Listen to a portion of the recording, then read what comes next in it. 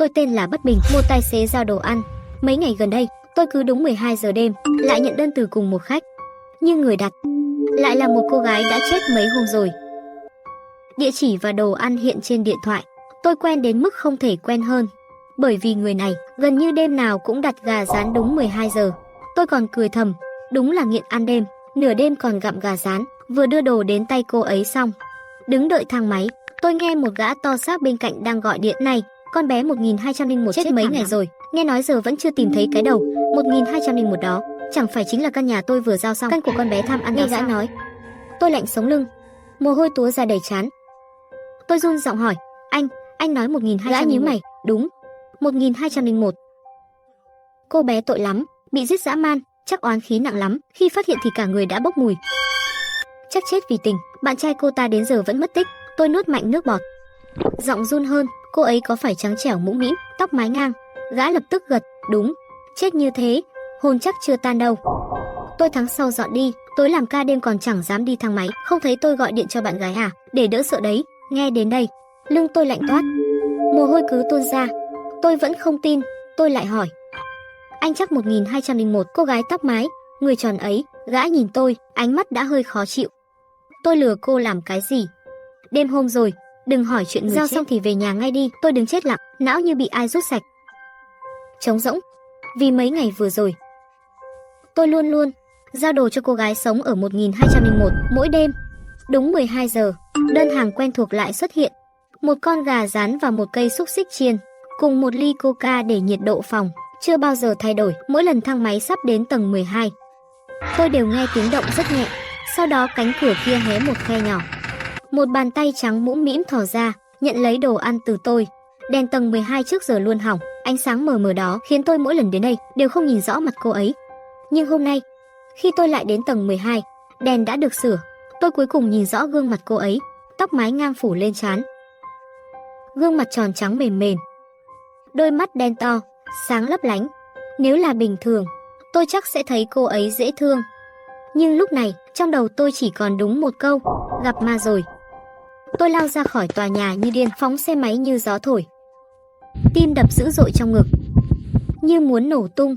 Vừa chạy, vừa tự trấn an trong lòng. Có khi nào anh kia nhầm không? Nếu thật vậy, trạm trưởng chắc đã nói với tôi rồi. Chắc không phải đâu, chắc chỉ hiểu nhầm thôi. Tôi cứ liên tục tự nhủ như vậy, nhưng tay vẫn tăng ga không ngừng. Ra khỏi khu dân cư, tôi đến trạm giao hàng, tìm được trạm trưởng của chúng tôi. Anh ấy ngồi cúi đầu xem đơn, mặt nhăn lại. Mộng ca, tòa 20 khu Bupalu từng xảy ra án mạng thảm lắm hả? Tôi ghé sát lại hỏi. Giờ mới biết sao, chuyện này mấy ngày rồi. Hồi đó cả khu xôn xao, lúc Vương Cương đi ra đồ ăn thì gặp đúng cảnh án phát. Thằng nhỏ bị dọa 2 hôm không dám đi làm. Đang nói thì Vương Cương giao hàng về. Tôi gọi anh ấy, Cương ca. Tôi hỏi anh chút chuyện án mạng ở tòa 20 đó là sao? Mộng ca, xảy ra ở tầng mấy vậy? Cương ca nhìn tôi từ trên xuống. Con gái như em, nửa đêm còn hỏi mấy chuyện này, gan lớn ghê ha. Bất Bình à? Tôi nóng lòng nói. Cương ca đừng hỏi nữa, nói cho tôi biết rốt cuộc là sao. Cương ca nhìn quanh, hơi căng thẳng, hạ giọng nói. Nửa đêm còn bắt tôi kể chuyện này, tôi thấy giận người rồi đó. Chuyện là mấy hôm trước, tôi như thường lệ đi giao hàng. Vừa tới dưới tòa 20, đã thấy người vây kín một phòng. Hỏi ra mới biết là tầng 12. Tim tôi thắt lại, vội hỏi có phải 1201 không? Đúng, chính là 1201, mà đơn tôi giao ở 1203. Lúc đó chân tôi mềm nhũn, nhưng không có cách, đành cắn răng đi lên. Rồi sao nữa? Anh thấy gì? Tôi nhìn chằm chằm vào Cương ca, trong lòng run lên. Giọng Cương ca cũng run sợ. Lúc đi ngang 1201 tôi nhìn vào một cái, giữa phòng khách là một vệt máu lớn, khô rồi, đen sẫm lại. Vài đêm sau đó, tôi hễ nhắm mắt là thấy cái phòng đầy máu đó. Sao còn hỏi chuyện này nửa đêm? Tôi run giọng nói, Cương ca, tôi đã giao đồ cho cô gái ở 1201 liên tục mấy ngày rồi. Nghe tôi nói xong, Mộng ca và Cương ca mắt trợn to, bật dậy khỏi ghế. Cương ca lo lắng nói, Bất Bình, nửa đêm đừng đùa kiểu này, không buồn cười đâu. Tụi anh lớn tuổi không theo kịp trò con nít. Tôi thật sự không nói dối. Tôi đặt điện thoại lên bàn, lục lại lịch sử đơn hàng mấy hôm nay. Đây, mấy đơn hàng gần nhất. Lão Mộng cầm điện thoại tôi lên, nhìn kỹ từng tin nhắn. Trên mặt cả hai đều tái mét. Tôi hoang mang hỏi Cương ca, anh có thấy mặt cô gái đó chưa? Cương ca vẫn chưa hoàn hồn, giọng run rẩy, tôi không thấy. Vì vụ án đó nghe nói còn chưa phá, mọi người đều bảo có khả năng là. Lúc này lão Mộng lấy ra một tấm ảnh, chính là cô gái tôi gặp hôm nay. Chân tôi mềm nhũn, cả người ngồi sụp xuống đất. Lão Mộng lo lắng hỏi, Bất Bình, em sao vậy? Tôi khẳng định người vừa gặp chính là cô ta, tôi thề mình không nói dối. Hai anh, tôi thật sự đã gặp ma phải không? Hơn nữa, tại sao chỉ có tôi mới nhận được đơn của cô ta, không ai khác nhận được sao? Chuyện này quá kỳ quái. Lão Mộng vội kiểm tra hệ thống, rồi nói, tài khoản của em và cô ta bị ghép, chỉ cần cô ta đặt thì chắc chắn sẽ chuyển cho em. Quá quỷ dị rồi. Vậy hôm kia em nghỉ làm, xem thử có đơn không, có ai nhận không? Lão Mộng kiểm tra xong, sắc mặt càng khó coi, nói, lạ thật, Bất Bình, hôm đó cô ta không hề đặt đơn, chẳng lẽ em thật sự gặp phải thứ không sạch sẽ rồi? Nghe xong câu đó, tim tôi đập loạn lên. Giờ phải làm sao đây? Chẳng lẽ tôi bị ma để mắt rồi sao? Các anh cứu tôi với, tôi còn chưa lấy chồng, tôi không muốn chết đâu. Nói đến đây nước mắt tôi sắp trào ra. Lão Mộng bảo, đừng hoảng vội, tôi vừa tra lại trong hệ thống, người ghép tài khoản của cô và cô ta là Nhân Kiện. Nghe cái tên đó, tôi đầy mơ hồ. Nhân Kiện, sao anh ta lại ghép tôi với một con ma? Không được, tôi phải hỏi cho rõ. Tôi hỏi, Nhân Kiện đâu? Tôi phải hỏi anh ta rốt cuộc làm gì? Lão Mạnh bất lực nói, nó nghỉ làm rồi, nó nhắn về quê có việc gấp, rồi mất liên lạc luôn. Mất tích được bao lâu rồi? Khoảng 1 tuần. Hôm nó nói nghỉ cũng là ngày cô nhận đơn đầu tiên của 1.200. Giờ còn liên lạc được không? Lão Mộng nói, ngay khi biết là nó, tôi nhưng tất cả số đều không kết nối. Thế giờ tôi làm gì được? Chẳng lẽ cứ đợi như vậy? Mộng ca, cứu tôi với. Lão Mộng suy nghĩ một lúc rồi nói, thứ đó tạm thời chưa hại cô, tôi sẽ gỡ liên kết tài khoản, rồi tối mai xem tình hình. Nước mắt tôi cứ trực rơi, nhưng hiện giờ không còn cách nào khác, đành phải nghe theo. Hôm sau đi làm, trong đầu tôi toàn là chuyện 1201, nên tôi quay về điểm tập kết sớm. Khi tôi đến nơi, chỉ thấy Lão Mộng, Cương ca, chị Hạ và một cậu em đều đang ngồi chờ tôi. Tôi kinh ngạc hỏi, mọi người đợi tôi à? Có manh mối gì sao? Lão Mộng nói, tôi kể chuyện của cô cho chị Hạ với Tiểu Tống rồi, mọi người quyết định tối nay cùng cô chờ xem. Chị Hạ cũng nói chắc nịch, có chị ở đây, yêu ma quỷ quái gì cũng không, loại nào cũng phải cút hết.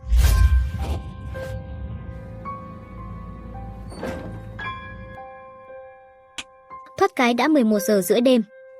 Càng gần 12 giờ, tim mấy đứa tụi tôi càng căng hơn. 11 giờ 50 phút, anh Cương nói hy vọng đừng có chuyện gì, tốt nhất chỉ là hiểu nhầm thôi. Lão Mộng kiểm tra hệ thống một lần nữa, bảo mọi người yên tâm, làm gì có ma quỷ thật, không sao đâu. 11 giờ 59 phút, chúng tôi nín thở, không ai dám thở mạnh. Đúng 12 giờ, điện thoại tôi không có động tĩnh, ai cũng thấy nhẹ người. Anh Cương nói thấy chưa, không có gì cả, chúng ta tự dọa mình thôi. Có khi bị ai trêu, nhưng câu còn chưa dứt, điện thoại tôi đột nhiên reo lên. Trong cái đêm im lặng này, khoảnh khắc tiếng thông báo vang lên nghe rợn người. Lạnh sống lưng, chữ trên màn hình đập thẳng vào mắt tôi. Một con gà rán nguyên con, một cây xúc xích rán, thêm một ly coca thường, địa chỉ Bupalu, tòa 20, phòng 1201. Tôi lạnh toát toàn thân. Mấy người kia cũng vội vây lại. Vừa nhìn thấy đơn hàng, mặt ai cũng trắng bệch như bị rút máu. Anh Cương hoảng hốt nói, sao điện thoại cô vẫn nhận đơn? Không phải đã gỡ liên kết rồi sao? Lão Mộng lập tức tra hệ thống, rồi hét lên một tiếng, không thể nào. Bọn tôi lập tức loạn lên, hỏi liên tục có chuyện gì. Mặt Lão Mộng trầm xuống. Đúng 12 giờ lúc nãy, không biết ai đăng nhập hệ thống, rồi quái lạ liên kết lại tài khoản với điện thoại của cô, đặt đơn trong chớp mắt. Khi cả bọn còn chưa biết làm gì, Tiểu Tống nói chắc nịch, Bất Bình, chị có tôi đi cùng chị. Lúc đó tôi vẫn chưa hoàn hồn, chỉ run rẩy nói, xin lỗi mọi người, còn cùng tôi lội chuyến này. Nói xong cả 5 đứa mang theo nỗi sợ nặng trĩu và bất an chưa rõ hình dạng bước về phía tòa 20 căn 1201 lạnh lẽo đó. 5 đứa đứng trong thang máy, không ai mở miệng, không khí nghẹn lại đến phát run. Thang máy dừng tầng 12, cửa từ từ mở ra. Tôi cẩn thận giơ tay chỉ vào cánh cửa đó. Chính phòng này. Anh Cương đột nhiên chặn lại, lớn tiếng nói sai rồi. Đây rõ ràng là 1202. Hôm xảy ra chuyện tao từng giao hàng đến đây, nhớ rất rõ, đây là 1202. Tao vội đáp là 1201 mà. Nhìn bảng số đi, cả nhóm nhìn kỹ. Biển số treo đó, 1201 rõ ràng. Tiểu Tống khó hiểu hỏi lại, anh nhớ nhầm hả? Rõ ràng là 1201 anh mà. Cương chỉ lên cửa nói nhìn đi. Niêm phong vẫn còn nguyên, không thể nhầm được, nhưng sao biển số lại thành 1202? Mọi người đều ngẩn ra. Thì một tiếng khẽ, cánh cửa không bị niêm phong bên cạnh từ từ mở ra, tiếng mở cửa rít lên. Trong khoảnh khắc ấy nghe rợn sống lưng. Nhìn khe cửa tối om, tôi đứng ngoài gọi lớn xin chào. La Bubu giao đồ hàng của anh chị đến rồi. Nhưng trong phòng im phăng phắc. Lão Mộng không do dự đẩy cửa vào, đi thẳng vào bên trong. bên trong tối đen như mực. Tôi vội bật đèn pin. Mượn chút ánh sáng ấy, tôi lần từng bước đi vào, soi kỹ từng góc một. Không thấy gì bất thường. Đúng lúc tôi vừa thở phào, ánh mắt tôi bị khung ảnh giữa phòng khách hút lấy, không rời được. Đó là một bức ảnh trắng đen, khuôn mặt người phụ nữ hiện rõ ràng, chính là người đã nhận đồ ăn hôm qua. Người hét đầu tiên lại là chị Hạ. Chỉ thấy lúc này, nó nhìn chằm chằm bàn làm việc trong thư phòng.